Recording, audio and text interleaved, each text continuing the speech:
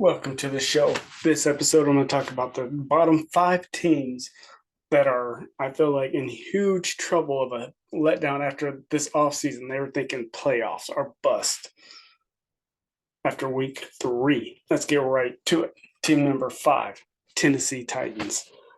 How do you have one of the best running backs in the league in Derrick Henry, and he's only getting 11 carries? 11 carries for 20 yards.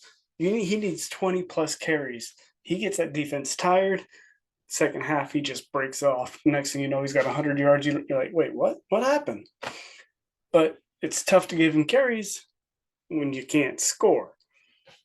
So it wouldn't surprise me if they keep continuing on this later on, a couple weeks from now. Tannehill on the bench, backup, getting played, getting some PT. Not sure who their backup is, so I'm not sure about how much better it will. Can't be any worse because teams just don't respect the pass. Put 8 in the box, making Tannehill beat him, and right now he can't do it. He just can't. Number 4, Minnesota Vikings. Take care of the ball. Saw it last week against the Eagles. Turnovers. This week, interception and a fumble. Come on. Take care of the ball. You win the game. Simple as that. Just come on. You're supposed to be in the playoffs, and now you're at the bottom half of the league, your standings. Take care of the ball. You're going to win. 0-3. Come on. You're better than that. Number 3 team, New York Giants. They gave out some huge contracts. Got Daniel Jones, Saquon Barkley. They traded for Waller.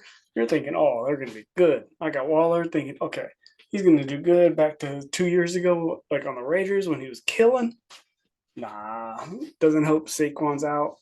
They got no trust in their defense. You can tell because this past week against the Niners, 80-something% of the time they blitzed. Like, that means they got no trust in their DBs. None at all. So it's like, come on. And it didn't even make sense why, towards the end of the game, the Niners were trying to run the ball and the Giants used all their timeouts. You're thinking, okay, they're going to come out and try to score. And then they put their backup QB in and go 3 and out. It's like, what was the point of those timeouts? You're just wasting, like making this game go longer than it has to. It made no sense. Before I get to the top 2 teams, here's a couple of wild cards to keep an eye on that not doing so hot. First, Jacksonville Jaguars. Trevor Lawrence, come on. It's just like that first half of the Chargers game in the playoffs was high, and then all of a sudden, just bam.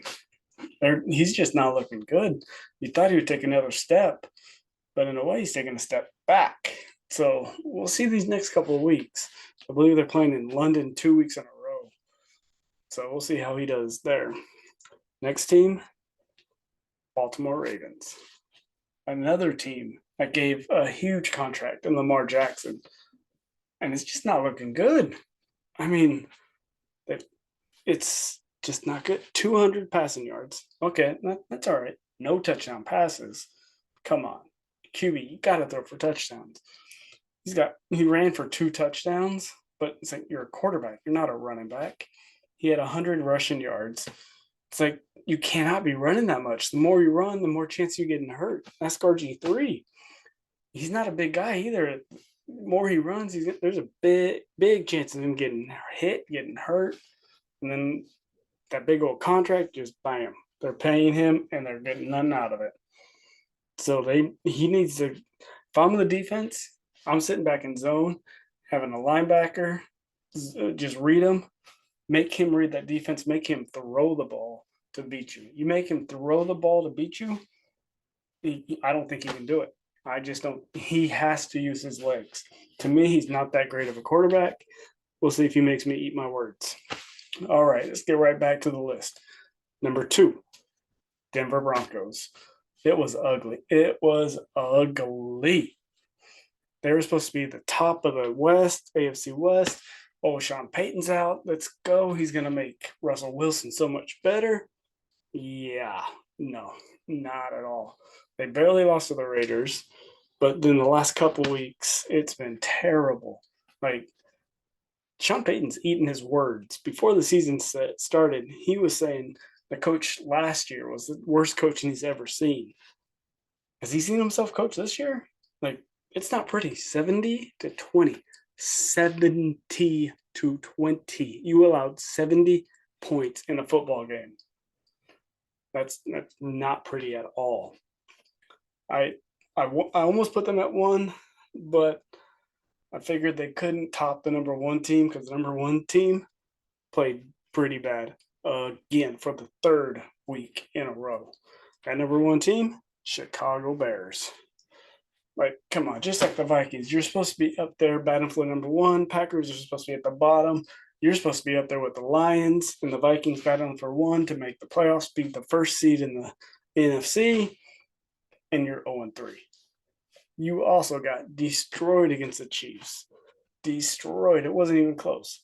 Justin Fields, 11 for 22, only 99 yards passing. That's all. Just 9. Come on. And a majority of that came on the last drive when they scored a touchdown. When the defense was like, whatever, do whatever you want. This game's over. He had another interception. And at least this time it wasn't a pick 6. So, I mean, give him that. Other than that, it's like, come on, he'll drop back. DJ Moore, their prize trade, 3 catches for 41 yards. Come on. That's all, 3 for 41. He's got to do more than that. You got to give him the ball. This week, though, you got the Bears, Broncos. Loser of that game, number 1. So let me know what you think. Did I miss a team? Should a team be higher, be lower? Let me know. Hit the subscribe, leave a comment. See you on the other side.